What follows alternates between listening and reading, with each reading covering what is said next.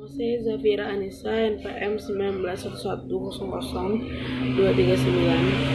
Di sini saya akan menjelaskan tentang definisi kesulitan belajar. Secara harfiah, kesulitan belajar merupakan terjemahan dari bahasa Inggris learning disability, yang berarti ketidakmampuan belajar. Kata disability diterjemahkan kesulitan untuk memberikan kesan optimis bahwa anak sebenarnya masih mampu untuk belajar. Istilah lain learning disabilities adalah learning difficulties dan learning differences.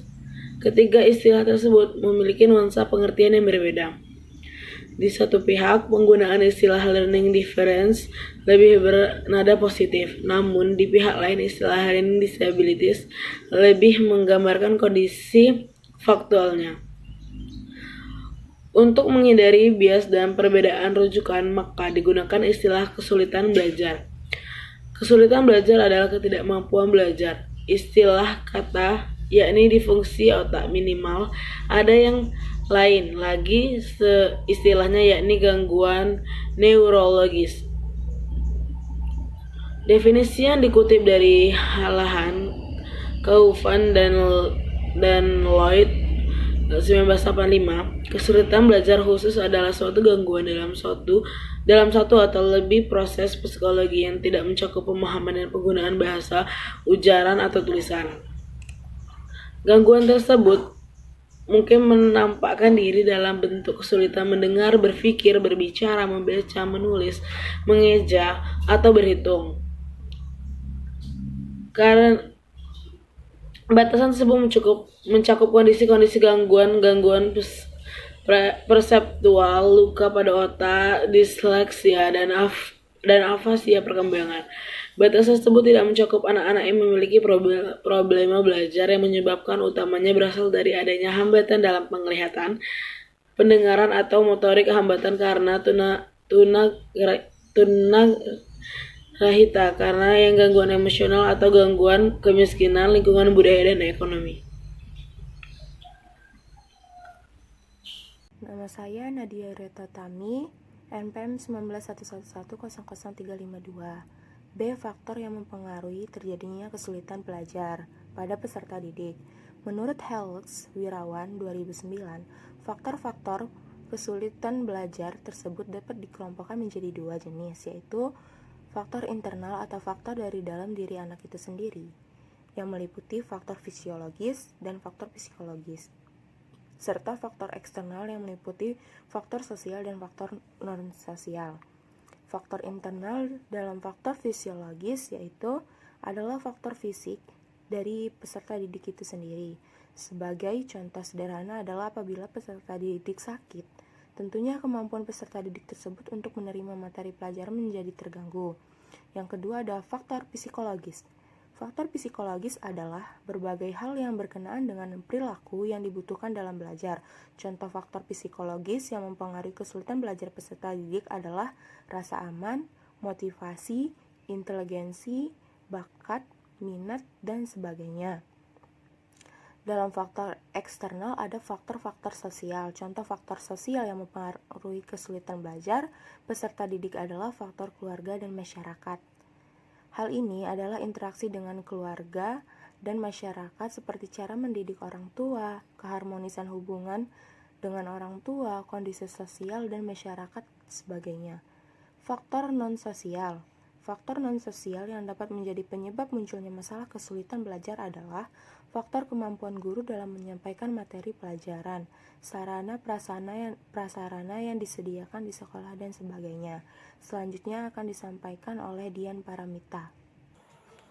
Nama Dian Paramita, NPM 19111000286. Materi selanjutnya mengenai diagnosis kesulitan belajar. Diagnosis itu merupakan istilah dari teknis medis. Menurut Tom Dick itu, diagnosis adalah upaya atau proses menemukan kelemahan atau penyakit apa yang dialami seseorang dengan melalui pengujian atau studi menurut gejala-gejalanya. Kemudian ada studi yang seksama terhadap fakta tentang sesuatu hal yang menemukan karakteristik atau kesalahan-kesalahan dan sebagainya. Terus keputusan yang dicapai setelah dilakukan suatu studi. Dari pengertian ketiga tersebut dapat kita simpulkan bahwa dalam konsep diagnosis itu bukan hanya sekedar mengidentifikasi jenis dan karakteristiknya, tetapi juga latar belakang dan suatu kelemahan atau penyakit tertentu, melainkan juga mengimplikasikan suatu upaya untuk meramalkan kemungkinan dan menyarankan tindakan pemecahannya. Banyak langkah-langkah diagnosis yang dapat dikerjakan oleh guru, antara lain yang cukup terkenal adalah prosedurnya dari Werner and Serif itu sebagai berikut: melakukan observasi kelas untuk melihat perilaku menyimpang siswa ketika mengikuti pelajaran. Terus yang kedua, memeriksa penglihatan dan pendengaran siswa, khususnya yang diduga mengalami kesulitan belajar. Kemudian yang ketiga, mewawancarai orang tua atau wali siswa untuk mengetahui hal-hal keluarga yang mungkin menimbulkan kesulitan belajar pada siswa tersebut. Kemudian yang keempat, memberikan tes diagnosis bidang kecakapan tertentu untuk mengetahui hakikat kesulitan belajar yang dialami siswa. Kemudian yang selanjutnya, memberikan tes kemampuan inteligensia atau IQ khususnya kepada siswa yang diduga mengalami kesulitan. Kemudian alternatif pemecahan masalah kesulitan belajar. Perlu diketahui bahwa anak yang mengalami kesulitan belajar adalah anak yang memiliki gangguan satu atau lebih dari proses dasar mencangkup pemahaman penggunaan bahasa lisan atau tulisan. Gangguan tersebut mungkin menampakkan diri dalam bentuk kemampuan yang tidak sempurna dalam mendengarkan, berpikir, berbicara, membaca, menulis, mengeja, atau menghitung.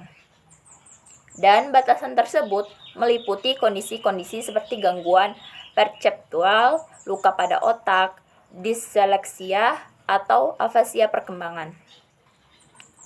Dalam kegiatan pembelajaran di sekolah, kita dihadapkan dengan sejumlah karakteristik siswa yang beraneka ragam.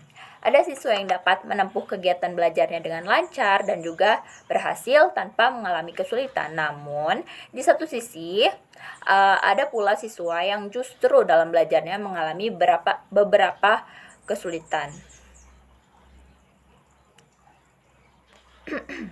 Banyak cara atau alternatif yang dapat diambil guru dalam menghadapi kesulitan belajar siswanya. Akan tetapi, sebelum pilihan tersebut diambil, guru sangat diharapkan untuk terlebih dahulu melakukan beberapa langkah penting sebagai berikut. Yang pertama, menganalisis hasil diagnosis, yaitu menelaah bagian-bagian masalah dan hubungan antar bagian tersebut untuk memperoleh pengertian yang benar mengenai kesulitan belajar yang dihadapi siswa.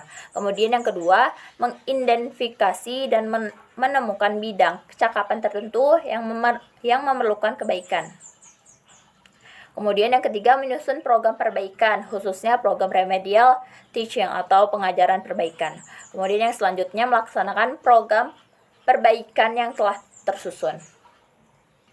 Proses belajar mengajar pada hakikatnya adalah interaksi antara guru dengan peserta didik, dan antara peserta didik dengan peserta didik lainnya, serta dengan lingkungannya, sehingga terjadi perubahan tingkah laku pada diri peserta didik. Agar proses belajar mengajar tersebut berlangsung secara efektif, selain diperlukan alat peraga sebagai pelengkap yang digunakan guru dalam berinteraksi dengan peserta didik, diperlukan pula aturan dan tata tertib yang baku agar dalam pelaksanaannya teratur dan tidak menyimpang. Dari hakikat proses belajar mengajar, pembelajaran merupakan proses komunikasi. Maka pembelajaran seharusnya tidak atraktif, melainkan harus demokrasi. Siswa harus menjadi subjek belajar bukan hanya menjadi pendengar setia atau pencatat yang rajin, tetapi siswa harus aktif dan kreatif dalam berbagai pemecahan masalah. Baik, itu saja materi pada hari ini. Terima kasih banyak. Wassalamualaikum warahmatullahi wabarakatuh.